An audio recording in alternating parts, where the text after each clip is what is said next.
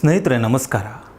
ಕರ್ನಾಟಕದ ಬೆಂಗಳೂರಿನ ನೈಸ್ ರಸ್ತೆ ಇವಾಗ ತುಂಬ ರಫ್ ಆಗಿದೆ, ದೊಡ್ಡ ವಿವಾದಕ್ಕೆ ಕಾರಣ ಆಗಿದೆ.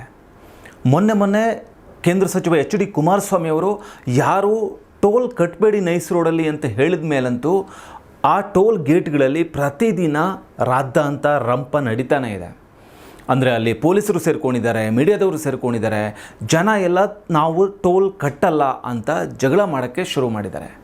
ಇದಾದ ನಂತರ ನೈಸ್ ಟೋಲ್ ಗೇಟ್ಗಳಲ್ಲಿ ಇವಾಗ ಒಂದು ನೋಟಿಸನ್ನು ಕೂಡ ಅಂಟಿಸಲಾಗಿದೆ.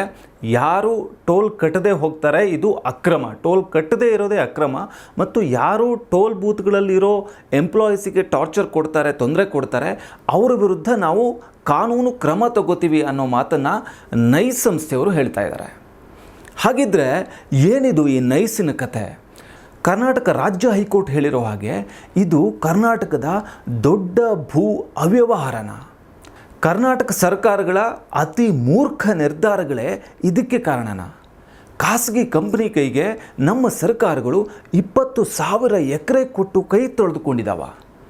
ನೈಸ್ ಜೊತೆ ಕೈ ಜೋಡಿಸಿದೆಯಾ ಸರ್ಕಾರದ ಸಂಸ್ಥೆ KADB. ರಸ್ತೆಗೆ ಬಳಕೆ ಆಗಿರೋದೆಷ್ಟು, ಅನ್ಯ ಉದ್ದೇಶಗಳಿಗೆ ಕೊಡ್ತಾ ಇರೋದು ಎಷ್ಟು? ಹಾಗಿದ್ರೆ ಈ ನೈಸ್ ಕಂಪನಿ ಯಾವಾಗ ಶುರುವಾಯಿತು? ಇದರ ಮಾಲೀಕರಾದ ಅಶೋಕ್ ಕೇಣಿಯವರ ಹಿನ್ನೆಲೆ ಏನು? ಇದು ಎಲ್ಲದರ ವಿಶೇಷ ವರದಿನೇ ಈ ಸ್ಟೋರಿ. ಇವತ್ತು ಬೆಂಗಳೂರಿನ ಸುತ್ತಮುತ್ತ ಸುಮಾರು 50 ಕಿಲೋಮೀಟರ್ ರಸ್ತೆ ಮಾಡಿ ದಿನಕ್ಕೆ ಒಂದು 2-3 ಕೋಟಿಯಷ್ಟು ಟೋಲನ್ನು ನೈಸ್ ಸಂಸ್ಥೆ ಪಡಿತಾ ಇದೆ. ಸೊ ಈ ನೈಸ್ ರೋಡಿನ ಬಗ್ಗೆ ವಿವರವಾದ ಸ್ಟೋರಿನೇ ಈ ಮೊದಲನೇ ಎಪಿಸೋಡ್. ಅಯ್ಯೋ ಇದೇನೋ ಬೆಂಗಳೂರಿಗೆ ಸಂಬಂಧಪಟ್ಟ ಸ್ಟೋರಿ, ನಮಗೆ ಯಾಕೆ?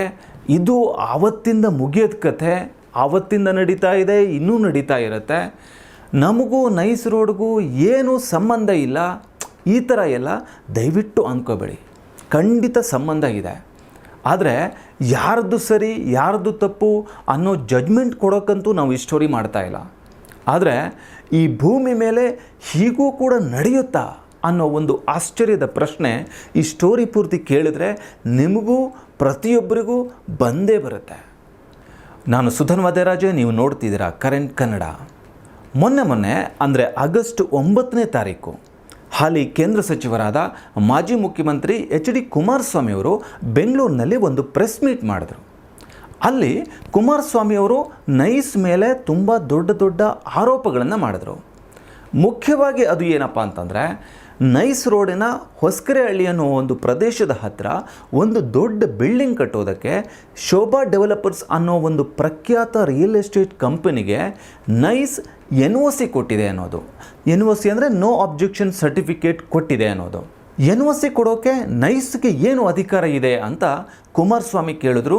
ಮತ್ತು ವಿಧಾನಸಭೆ ಅಧಿವೇಶನದಲ್ಲಿ ಈ ನೈಸ್ನ ಹಗರಣಗಳ ಬಗ್ಗೆ ಧ್ವನಿ ಎತ್ತಬೇಕು ಅಂತ JDS ಮತ್ತು ಮಿತ್ರ ಪಕ್ಷ BJP ಸದಸ್ಯರಿಗೆ ಮನವಿ ಕೂಡ ಮಾಡಿದ್ರು. ಅದೇ ಪ್ರೆಸ್ ಮೀಟ್ನಲ್ಲೇ ಕುಮಾರಸ್ವಾಮಿಯವರು ನೈಸ್ ರೋಡ್ನಲ್ಲಿ ಟೋಲ್ ಕೊಡೋದನ್ನು ನಿಲ್ಲಿಸಿ ಅಂತ ಜನರಿಗೆ ಬಹಿರಂಗವಾಗಿ ಕರೆ ಕೊಟ್ಟರು. ಅದರಿಂದನೇ ಈಗ ಶುರುವಾಗಿರೋದು ನಿತ್ಯ ಜಗಳ, ಟೋಲ್ ಗೇಟ್ಗಳಲ್ಲಿ ನಡೀತಾ ಇರೋ ಜಗಳ. ಅದೆಷ್ಟೋ ಜನ ನಾವು ಟೋಲ್ ಕಟ್ಟಲ್ಲ ಅಂತ ಗಲಾಟೆ ಮಾಡೋದಕ್ಕೆ ಶುರು ಮಾಡಿದ್ದಾರೆ. ಇಷ್ಟಲ್ಲದೆ ಕುಮಾರಸ್ವಾಮಿಯವರು ನೈಸ್ ಹಗರಣದ ಬಗ್ಗೆ ರಿಯಾಕ್ಟ್ ಮಾಡೋದಕ್ಕೆ ರಾಜ್ಯ ಸರ್ಕಾರಕ್ಕೆ 10 ದಿನಗಳ ಡೆಡ್ಲೈನ್ ಕೂಡ ಕೊಟ್ಟಿದ್ದಾರೆ. ಕುಮಾರಣ್ಣ ಅವರು ಇಷ್ಟೆಲ್ಲ ಕೆಂಡ ಕಾರೋದಕ್ಕೆ ಮುಖ್ಯ ಕಾರಣ ಆಗಿದ್ದು ಏನು ಗೊತ್ತಾ? ಅದು ಇತ್ತೀಚಿನ ಹೈಕೋರ್ಟ್ ನ್ಯಾಯಾಧೀಶರ ಒಂದು ಮಾತು. ಜುಲೈ 29ನೇ ತಾರೀಕು ನೈಸ್ಗೆ ಸಂಬಂಧಪಟ್ಟ ವಾದ ವಿವಾದಗಳ ವಿಚಾರಣೆ ನಡೆಸ್ತಾ ಇದ್ದ ನ್ಯಾಯಮೂರ್ತಿ DK ಸಿಂಗ್ ಮತ್ತು ನ್ಯಾಯಮೂರ್ತಿ TM ನದಾಫ್ ಅವರಿದ್ದ ನ್ಯಾಯಪೀಠ ನೈಸ್ ಮತ್ತು ಸರ್ಕಾರದ ಪರವಾಗಿ KADB ಸಲ್ಲಿಸಿದ್ದ ಹಲವಾರು ಅರ್ಜಿಗಳನ್ನು ತಳ್ಳಿ ಹಾಕ್ತು. ಮಾತ್ರ ಅಲ್ಲ, ಈ ಪ್ರಕರಣ ಒಂದು ಸ್ವತಂತ್ರವಾದ ತನಿಖಾ ಸಂಸ್ಥೆಯಿಂದ ಪರಿಶೀಲನೆಗೆ ಯೋಗ್ಯವಾದ ಒಂದು ಪ್ರಕರಣ ಅಂತ ಅಭಿಪ್ರಾಯನೂ ಪಡ್ತು. ಇಷ್ಟು ಮಾತ್ರ ಅಲ್ಲ, 20,000 ಎಕರೆಗಳನ್ನು ಹೊಂದಿರೋ ನೈಸ್ನ ಈ ಪ್ರಕರಣ ಕರ್ನಾಟಕದ ಅತಿ ದೊಡ್ಡ ಸ್ಕ್ಯಾಮ್ ಆಗಿರ್ಬೋದು ಅಂತಲೂ ಹೈಕೋರ್ಟ್ ಹೇಳ್ತು. ವಶಪಡಿಸಿಕೊಂಡ ತಮ್ಮ ಭೂಮಿ ರಸ್ತೆ ಉದ್ದೇಶಕ್ಕಾಗಿ ಬಳಕೆಯಾಗಿಲ್ಲ, 20 ವರ್ಷ ಕಳೆದರೂ ನಮಗೆ ಸರಿಯಾದ ಪರಿಹಾರ ಸಿಕ್ಕಿಲ್ಲ ಅನ್ನೋ ರೈತರ ವಾದಕ್ಕೆ ಖಂಡಿತ ಅವಕಾಶ ಇದೆ ಅಂತ ಹೈಕೋರ್ಟು ಪುನರುಚ್ಚಾರ ಮಾಡ್ತು. ಇಷ್ಟೇ ಅಲ್ಲ, ಕಳೆದ ವರ್ಷದ ಜುಲೈ 4ನೇ ತಾರೀಕು ಹೈಕೋರ್ಟ್ನ ಏಕವ್ಯಕ್ತಿ ಪೀಠದ ನ್ಯಾಯಮೂರ್ತಿ ಆರ್ ದೇವದಾಸ್ ಅವರು ಕೊಟ್ಟ ಆದೇಶನ ಮತ್ತೆ ನಮ್ಮ ಕರ್ನಾಟಕದ ಹೈಕೋರ್ಟ್ ಎತ್ತಿ ಹಿಡಿತು.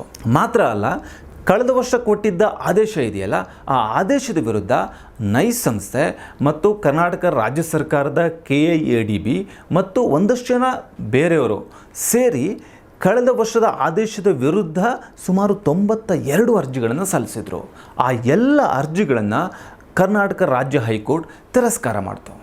ಹಾಗಿದ್ರೆ ಕಳೆದ ವರ್ಷದ ಜುಲೈ 4ನೇ ತಾರೀಕು ಹೈಕೋರ್ಟ್ ಏನು ಹೇಳ್ತಪ್ಪ ಅನ್ನೋದನ್ನು ಒಂದು ಸಾರಾಂಶದಲ್ಲಿ ಹೇಳೋದಾದರೆ, ಭೂಮಾಲೀಕರು ಸಲ್ಲಿಸಿರೋ ಎಲ್ಲ ರಿಟ್ ಅರ್ಜಿಗಳನ್ನು ಹೈಕೋರ್ಟು ಪುರಸ್ಕಾರ ಮಾಡ್ತು. 2003ರಿಂದ 2009 ತನಕ ಏನೇನು ಭೂ ಸ್ವಾಧೀನದ ಅಧಿಸೂಚನೆಗಳು ನಡೆದಿವೆ ಅದನ್ನೆಲ್ಲ ಹೈಕೋರ್ಟು ರದ್ದು ಮಾಡ್ತು. ಹಾಗಿದ್ರೆ ಈಗ ಏನಾಗುತ್ತೆ? ನೈಸ್ ರೋಡ್ ಟೋಲು ಕ್ಯಾನ್ಸಲ್ ಆಗಿಬಿಡುತ್ತಾ? ನೈಸ್ ರಸ್ತೆ ಮತ್ತೆ ಸರ್ಕಾರಕ್ಕೆ ಬಂದೇ ಬಿಡುತ್ತಾ? ರಸ್ತೆಗೆ ಬಳಕೆ ಆಗದ ಜಾಗ ಮತ್ತೆ ಹಳೆಯ ಭೂಮಾಲೀಕರಿಗೆ ಸಿಗೋದು ಅಥವಾ ಹೊಸ ಪರಿಹಾರ ಸಿಗೋದು ಏನಾದರೂ ನಡೆದೋಗುತ್ತಾ? ಅಂತೇನಾದರೂ ಅಂದ್ಕೊಂಡಿದ್ರೆ ನೀವು, ಅದು ಅಷ್ಟು ಸುಲಭ ಅಲ್ಲ. ಯಾಕೆ ಸುಲಭ ಅಲ್ಲ ಅಂತಂದರೆ, ಇಂತಹ ಒಂದು ತೀರ್ಪು ಕೊಟ್ಟ, ಅಂದರೆ ನೈಸು ಕರ್ನಾಟಕದ ಅತಿ ದೊಡ್ಡ ಸ್ಕ್ಯಾಮ್ ಆಗಿರ್ಬೋದು ಅಂತ ತೀರ್ಪು ಕೊಟ್ಟಿರೋ ಹೈಕೋರ್ಟೇ ಇನ್ನೊಂದು ಅನುಮಾನ ಕೂಡ ವ್ಯಕ್ತಪಡಿಸಿದೆ. ಅಂದರೆ ಈ ಪ್ರಾಜೆಕ್ಟ್ ಶುರುವಾಗಿ ಕಳೆದ 25 ವರ್ಷಗಳಲ್ಲಿ ಇದು ನಡೆದು ಬಂದ ದಾರಿ ನೋಡಿದ್ರೆ, ಸರ್ಕಾರಗಳು ಕೂಡ ಇದರ ಬೇಜವಾಬ್ದಾರಿಯ ಭಾಗ ಆಗಿದ್ದು ನೋಡಿದ್ರೆ, ಇದ್ರ ಬಗ್ಗೆ ಒಂದು ಸ್ವತಂತ್ರ ತನಿಖೆ ಆಗುತ್ತೆ, ಅಂದರೆ ಒಂದು ಇಂಡಿಪೆಂಡೆಂಟ್ ಬಾಡಿಯಿಂದ ನಿಜವಾದ ನ್ಯಾಯಯುತವಾದ ತನಿಖೆ ಆಗುತ್ತೆ ಅನ್ನೋದ್ರ ಬಗ್ಗೆನೇ ತನಗೆ ಸಂಶಯ ಇದೆ ಅಂತ ಹೈಕೋರ್ಟೇ ಹೇಳಿದೆ. ಹಾಗಿದ್ರೆ ಏನಿದು BMIC ಯೋಜನೆ? ಅಂದರೆ ನೈಸ್ ಹೆಸರಲ್ಲಿ ಆರಂಭ ಆಗಿರೋ BMIC ಯೋಜನೆ ಏನಪ್ಪ ಇದು ಅಂತಂದರೆ, ಇದು ಯಾವಾಗ ಶುರುವಾಯಿತು, ಯಾರಿಂದ ಶುರುವಾಯಿತು, ಯಾಕಾಗಿ ಶುರುವಾಯಿತು ಅನ್ನೋದನ್ನು ಒಂದೊಂದಾಗಿ ತಿಳಿಯೋ ಪ್ರಯತ್ನ ಮಾಡೋಣ. ಈ ಯೋಜನೆ 1995ರಲ್ಲಿ ಶುರುವಾದಾಗ ಇದರ ಉದ್ದೇಶ ತುಂಬ ಒಳ್ಳೆಯದಾಗಿಯೇ ಇತ್ತು ಅಂತ ಅನಿಸುತ್ತೆ. ಅಂದರೆ ಬೆಂಗಳೂರಿನಿಂದ ಹೊರಗಡೆ ಹೋಗೋ ವಿವಿಧ ರೋಡ್ಗಳನ್ನು ಸಂಪರ್ಕಿಸೋ ಟೋಲ್ ರೋಡ್ ಮಾಡೋದಷ್ಟೇ ಆಗಿನ BMIC ಉದ್ದೇಶ ಆಗಿರಲಿಲ್ಲ.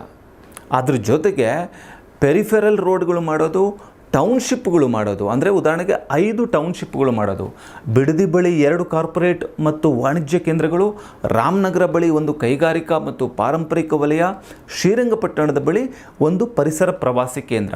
ಹೀಗೆ ಬೆಂಗಳೂರಿನ ಸುತ್ತಮುತ್ತ 5 ಟೌನ್ಶಿಪ್ಗಳನ್ನು ಮಾಡೋದು ಕೂಡ ಈ BMIC ಯೋಜನೆಯ ಒಂದು ಉದ್ದೇಶ ಆಗಿತ್ತು. ಇದು ಕೇಳೋಕ್ಕೆ ಎಷ್ಟು ಚೆನ್ನಾಗಿದೆ ಅಲ್ವಾ?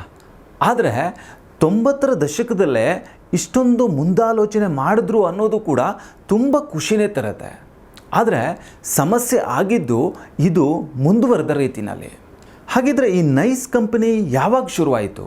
ಇದರ ಮಾಲೀಕರಾದ ಅಶೋಕ್ ಖೇಣಿಯವರ ಹಿನ್ನೆಲೆ ಏನು ಅಂತ ನೋಡಿದ್ರೆ, ಅಶೋಕ್ ಖೇಣಿ ಬೀದರ್ನ ಒಂದು ಶ್ರೀಮಂತ ಫ್ಯಾಮಿಲಿ ಹಿನ್ನೆಲೆಯಿಂದನೇ ಬಂದಿರೋದು. ಅವ್ರ ಫ್ಯಾಮಿಲಿ ಬಗ್ಗೆ ಒಂದು ತುಂಬ ಇಂಟ್ರೆಸ್ಟಿಂಗ್ ಕಥೆ ಇದೆ.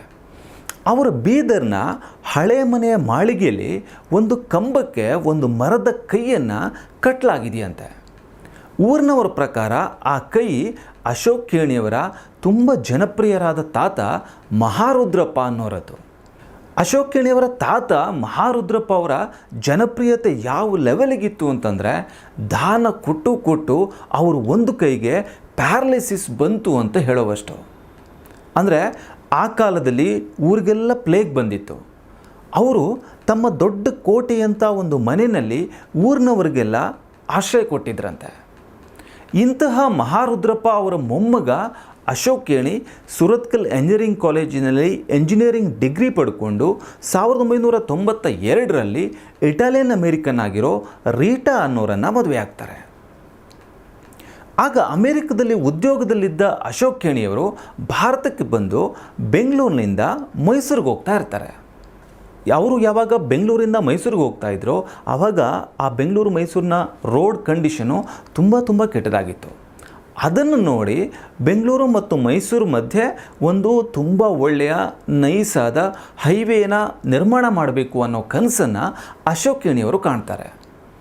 ಅದಾದ ಮೇಲೆ ಒಂದು ರಾತ್ರಿ ಎಲ್ಲರೂ ಊಟ ಮಾಡ್ತಾ ಇದ್ದಾಗ ಅಲ್ಲಿ ಒಂದಷ್ಟು ಸರ್ಕಾರಿ ಅಧಿಕಾರಿಗಳು ಕೂಡ ಹಾಜರಿದ್ರಂತೆ.